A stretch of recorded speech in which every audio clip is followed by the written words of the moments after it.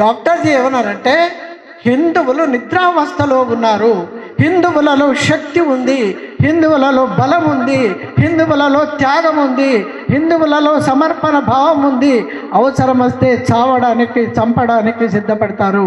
కాబట్టి ఆ భావన లేపటానికి ఒక సాధనా స్థలి కావాలి. ఆ సాధనా స్థలి రోజు శాఖ. 18 అరణ్యవాసాలు 18 సంవత్సరాలు భార్య పిల్లలతోని తిండి లేక గడ్డి రొట్టెలు తినవలసిన అవసరం ఎందుకు వచ్చింది? ఆయన కూడా అక్బర్ కాళ్ళ దగ్గర పోయి నమస్కారం పెడితే బ్రహ్మాండమైన రాజమహల్, రాజస్థాన్ పోతే రాజమహల్ ఎంతో ఉంటారు. రాణి పద్మిని తోటి వారందరితోటి చలికత్తెలతోని రాణులతోని ఎందుకు అగ్నిలో దూకి చావలసింది? మరి ఇప్పుడు లేరా?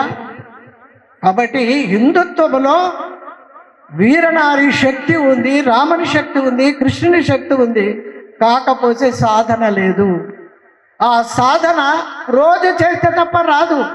మీరు రామాయణం కంఠస్థం చేస్తే రాదు, భాగవతం కంఠస్థం చేస్తే రాదు. రోజు దేశంలో ఏం జరుగుతున్నది, ధర్మానికి ఎక్కడ లోపం జరుగుతున్నది, నా వంతు బాధ్యత ఏంది అనేటువంటి విషయాన్ని మర్చిపోయినటువంటి హిందూ సమాజం.